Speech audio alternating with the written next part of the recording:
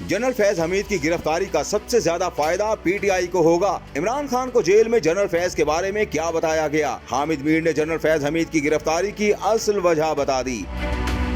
एक निजी चैनल के प्रोग्राम में साबिक DG ISI general retired Faiz Hamid की गिरफ्तारी के हवाले से गुफ्तगू करते हुए सीनियर सहाफी हामिद मीर का कहना था, पहली बात तो ये है कि 9 मई के हवाले से जनरल फैज का नाम आ रहा है। दूसरा, 3-4 महीने पहले तक जनरल फैज का पीटीआई के कुछ रहनुमाओं के साथ राबिता था और उनको ये इस्तेमाल कर रहे थे कुछ सर्विंग फौजी अफसरान के खिलाफ। उनको ये कहते थे फलां फौजी अफसर ने ये साजिश की है, प्रेस कॉन्फ्रेंस में इसका नाम लो, फलां फौजी अफसर का नाम लो, फलां आदमी का नाम लो। तो ये चाहते थे कि सर्विंग फौजी अफसरान के नाम प्रेस कॉन्फ्रेंस में लिए जाएं।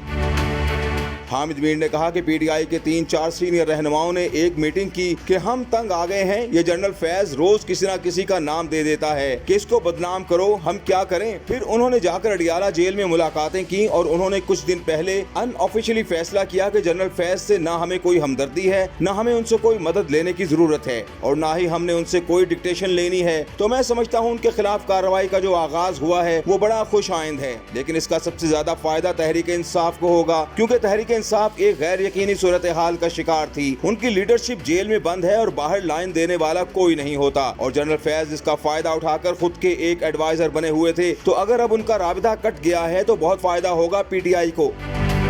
शाहजेब खानजादा ने सवाल किया कि 9 मई को अगर जनरल फैज का नाम आ रहा है तो बात फिर उन तक तो नहीं रुकेगी, क्या बात अब और आगे बढ़ेगी? हामिद मीर ने जवाब दिया कि आपके सवाल का जवाब मेरे पास है, लेकिन हालात की कुछ नजाकत भी होती है। मैं नाम ले सकता हूँ कि किस किस के साथ जनरल फैज का राबिता था, लेकिन मैं सिर्फ यही कहूँगा कि 9 मई के वाकयात में कुछ लोग गिरफ्तार हो गए, लेकिन कुछ लोग अभी गिरफ्तार नहीं हुए। वो लोग जो अभी गिरफ्तार नहीं हुए वो अगर गिरफ्तारी देने की कोशिश करते हैं या फैसला करते हैं तो उनको जनरल फैज हमीद की तरफ से पैगाम जाता है कि नहीं, तुमने अभी गिरफ्तारी नहीं देनी। तो उसका मतलब ये है कि उनको अगर किसी ने गलत लाइन पर लगाया है तो वो जनरल फैज हमीद ने लगाया है। सारा बोझ तो इमरान खान पर आ गया। इमरान खान का जबकि सिर्फ एक स्टेटमेंट ही है कि अगर मुझे गिरफ्तार किया तो उसका बड़ा रिएक्शन होगा, लेकिन जब इमरान खान गिरफ्तार हो गए तो एक खला पैदा हुआ जिसका जनरल फैज ने बहुत फायदा उठाया। तो उसमें यकीनन कुछ लोगों का उनके साथ राबिता रहा है और वो अभी तक मफरूर हैं। हो सकता है उनको भी जवाब देना पड़े कि उन्होंने जो स्टेटमेंट्स दी थी वो किसके कहने पर दी थी।